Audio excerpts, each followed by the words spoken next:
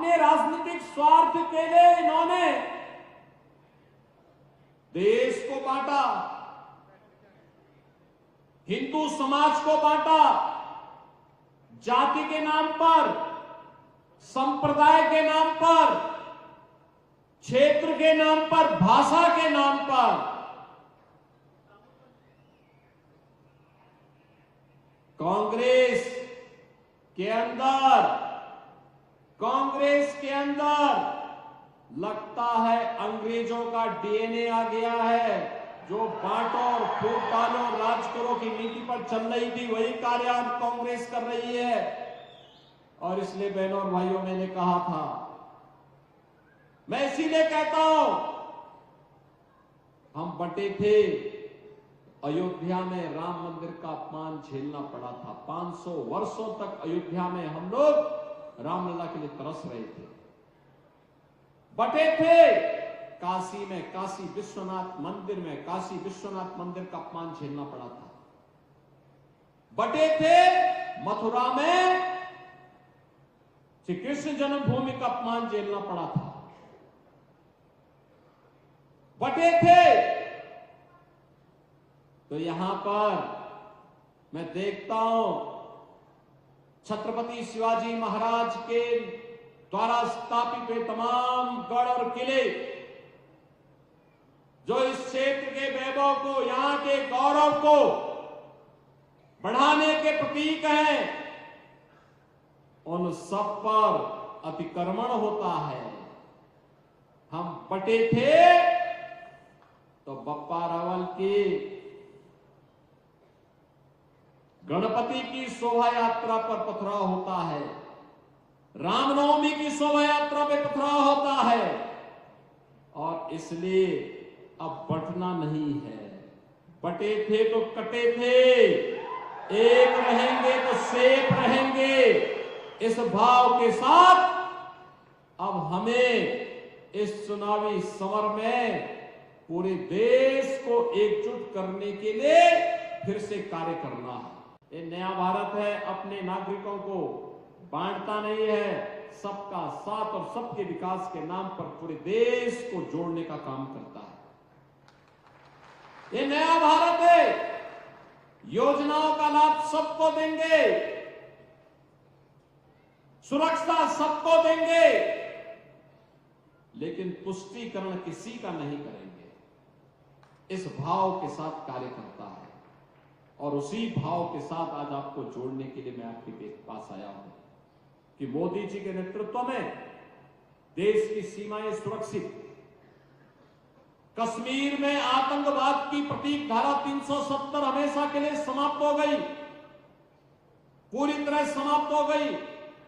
आतंकवाद की अंतिम ताबूत पर कील ठोकने का काम आज मोदी जी के नेतृत्व में भारतीय जनता पार्टी की सरकार ने कर दिया है। अब कोई भारत के अंदर आतंकवाद फैलाने का दुस्साहस नहीं कर पाएगा। लेकिन कांग्रेस कहती है कि हम फिर से धारा 370 को लाएंगे, यानी आतंकवाद को पनपाएंगे, निर्दोष नागरिकों को मरवाएंगे। कांग्रेस की इस मंशा को सफल नहीं होने देना है। बहनों और भाइयों, कांग्रेस की बांटो और फूट डालो, राज करो की राजनीति को सफल नहीं होने देना है। कांग्रेस की आतंकवाद और नक्सलवाद को बढ़ाने की इस राजनीति को हमें आगे नहीं बढ़ने देना है। कांग्रेस की भ्रष्टाचार पोषक सरकारों को फिर से आने नहीं देना है। एक तरफ भारत को जोड़ने वाली ताकतें महायुति गठबंधन के साथ एक भारत श्रेष्ठ भारत के रूप में, और दूसरी ओर महाअगाड़ी के रूप में महाअनाड़ी गठबंधन। ये महाअनाड़ी इसलिए है, न नीति है, न नियत है और न निर्णय लेने की सामर्थ्य ही। इनका नारा भी है सबका साथ, लेकिन परिवार का विकास। एकजुट एकजुट होकर के कांग्रेस के उस खानदानी सामंती परिवार का विकास करना जो भारत के हित के बारे में कभी नहीं सोच पाया। याद करिए भारत के विभाजन की त्रासदी। बहनों और भाइयों, कांग्रेस का नेतृत्व 1947 में चाहता सत्ता की लोलुपता नहीं होती, भारत का विभाजन कभी नहीं होता, कभी नहीं होता। निर्दोष लाखों हिंदू नहीं काटे गए होते। अगर भारत एक होता, जो लोग कहते हैं कि मुस्लिम समस्या होती, समस्या तो उसी समय से है, और समस्या होती तो अखंड भारत में वैसे निपट लेते जैसे आज निपट रहे हैं।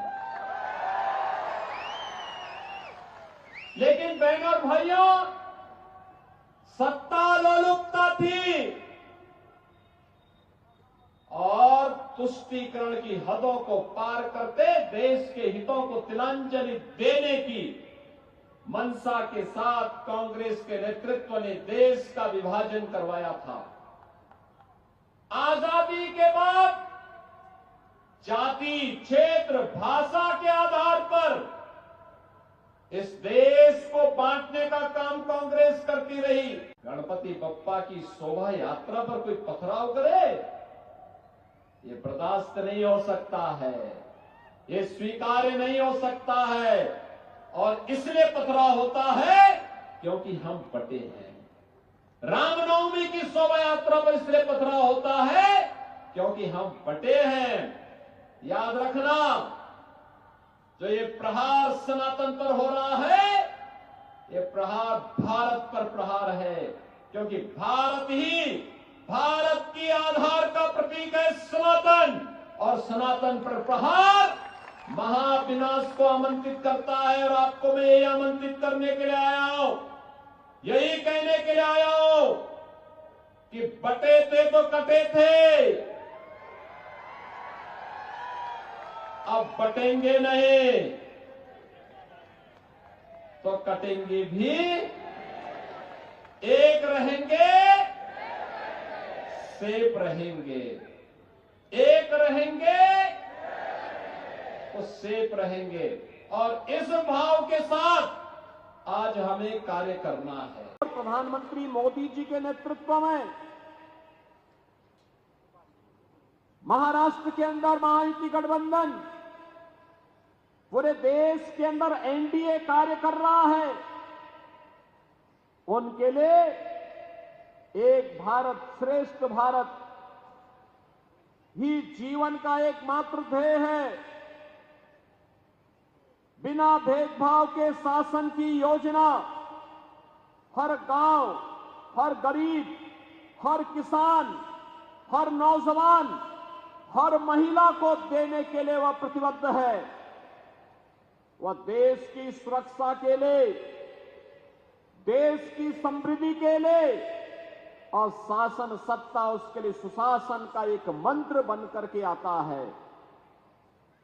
एक तरफ यह महायुति गठबंधन महाराष्ट्र के अंदर है, भाजपा है, शिवसेना शिंदे सेना है, और एनसीपी में श्री अजीत पवार है, आरपीआई रामदास अठावले जी हैं, और दूसरी तरफ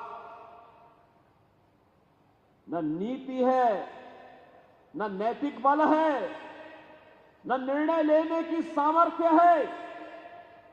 ऐसा महाअगाड़ी गठबंधन जो देश के साथ धोखा कर रहा है, धोखा। बहनों और भाइयों, ये महाअगाड़ी गठबंधन पहले एक दूसरे को धोखा दे रहा है, एक दूसरे को। कांग्रेस में, उद्धव ठाकरे में और पवार साहब में आपस में ही एक नूरा कुश्ती चल रही है, कौन किसको कितना मात दे देता है। और बहनों और भाइयों, उसके माध्यम से पहले ये अपने आप में आपस में धोखा देंगे, फिर हिंदू समाज को धोखा देंगे और फिर देश को ही लोग धोखा देंगे। आप मुझे बताइए, कांग्रेस का तो इतिहास ही भारत के साथ धोखा देने का रहा है। याद करिए, अगर कांग्रेस का नेतृत्व 1947 में चाहता तो देश कभी विभाजित नहीं होता, कभी विभाजित नहीं होता, भारत का विभाजन नहीं होता तो पाकिस्तान नहीं बनता।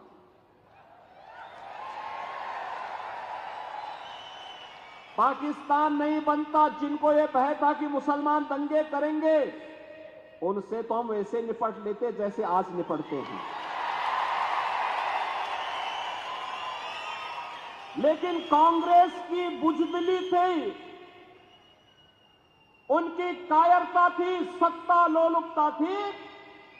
उन्होंने देश के विभाजन को स्वीकार करके हजारों वर्षों से जो भारत एक भारत था, उस भारत को 2 टुकड़ों में बांट दिया। बदले में मिला क्या? लाखों हिंदू काटा गया, लाखों हिंदू काटा गया। अब तो कांग्रेस के लोग उस सच्चाई को भी स्वीकार नहीं कर रहे हैं। कल यहां पर श्रीमती प्रियंका वाड्रा जी आई होंगी, वो भी सच्चाई को नहीं बोली होंगी। उन्होंने विकास के बारे में कुछ नहीं कहा होगा, सुरक्षा के बारे में कुछ नहीं कहा होगा, आतंकवाद के बारे में नहीं कहा होगा, नक्सलवाद के बारे में नहीं कहा होगा, क्योंकि वे तो बांटने के लिए आए हैं। कांग्रेस के अध्यक्ष हैं श्री मल्लिकार्जुन खड़गे, उम्रदराज हैं, लेकिन सच बोलने की हिम्मत नहीं करते हैं। बहनों और भाइयों, उसी सच्चाई से अवगत कराने के लिए मैं आया हूं। मल्लिकार्जुन खड़गे जी का गांव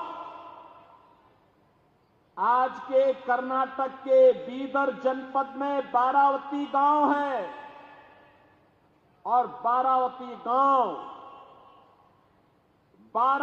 गांव को 1947 में हैदराबाद के निजाम के रजाकारों ने जला दिया था। खड़गे जी की मां, उनकी चाची, उनकी बहन उसमें जल करके उनकी दुखद मृत्यु हुई थी। और जब मैं इसी के बारे में कहता हूं कि बटोगे तो कटोगे, तो खड़गे जी को बुरा लगने लगता है। खड़गे जी, सच्चाई को स्वीकार करिए, जनता जनार्दन के बारे में सच बताइए कि निजाम था कौन, ये निजाम था कौन और इसके रजाकार थे कौन, जिन्होंने निर्ममता पूर्वक हिंदुओं का कत्लेआम किया था।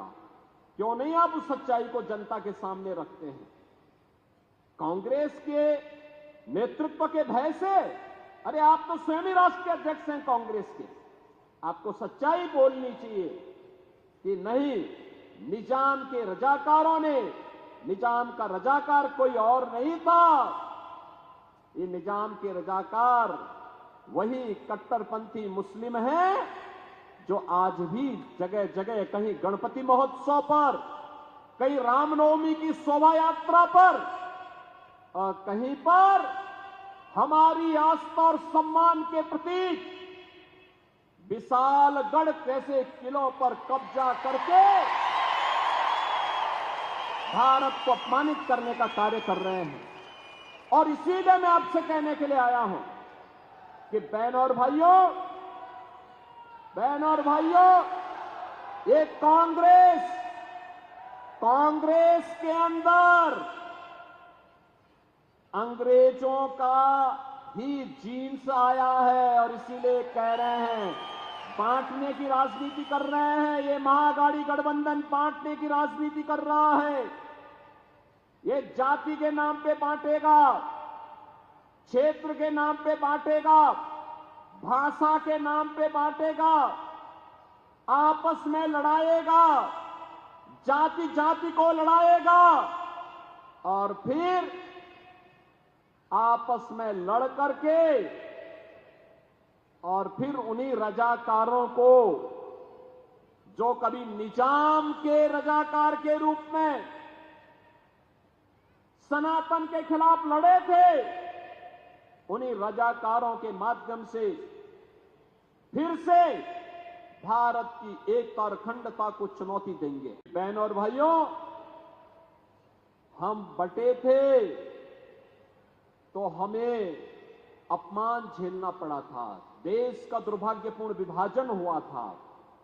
हम बटे थे, अयोध्या में राम मंदिर का अपमान झेलना पड़ा था, काशी में काशी विश्वनाथ का अपमान झेलना पड़ा था, मथुरा में भगवान श्री कृष्ण के जन्मभूमि का अपमान झेलना पड़ा था।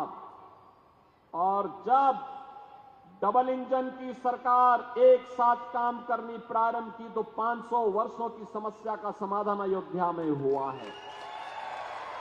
आज आप अयोध्या में देखते होंगे, अयोध्या में भगवान रामलला विराजमान हो गए हैं, भव्य मंदिर का निर्माण हो गया है। और मैं तो महायुति गठबंधन सरकार को धन्यवाद दूंगा कि इन्होंने अयोध्या में महाराष्ट्र से जाने वाले श्रद्धालुओं के लिए एक भव्य महाराष्ट्र भवन बनाने के लिए वहां पर जमीन वहां पर आरक्षित करके उसके कार्य प्रारंभ कर दिया है। बहनों और भाइयों, आखिर अयोध्या में राम मंदिर का निर्माण कांग्रेस भी कर सकती थी, नहीं किया। मैं पूछना चाहता हूं, अगर सर्वैव बाला साहब ठाकरे जी होते, क्या वे कांग्रेस के साथ गठबंधन करते क्या? तो फिर उद्धव जी ने क्यों कर दिया? अपने मूल्य और सिद्धांतों से भटक गए। और इसीलिए मैं आपसे कहने के लिए आया हूं, बहनों और भाइयों, सरदेव बाला साहब ठाकरे जी चाहते थे, मूल्यों के आदमी थे, उन्होंने इन मूल्यों की राजनीति की थी। उन्होंने कहा था कि नहीं, हम सब कुछ करेंगे हिंदुत्व के मुद्दे पर, छत्रपति शिवाजी महाराज को सामने रख करके ही हम आगे काम करेंगे। और छत्रपति शिवाजी महाराज जिनके आदर्श रहे हो, वे बांटने की नहीं, एकता की बात करके महाराष्ट्र के साथ साथ पूरे भारत को एक भारत बनाने के लिए कार्य करेंगे। और यह कार्य महायुति गठबंधन कर रहा है। पाकिस्तान एक नासूर है और जब तक इसका ऑपरेशन नहीं होगा तब तक इस कैंसर की समस्या का समाधान नहीं होने वाला है। और आज इसकी शुरुआत हो रही है। आज आप देख रहे होंगे, पाक अधिकृत कश्मीर में पाकिस्तान से अलग होकर के भारत में शामिल होने की मांग शुरू हो गई है। बलूचिस्तान में पाकिस्तान से अलग होने की मांग उठ खड़ी हो गई है।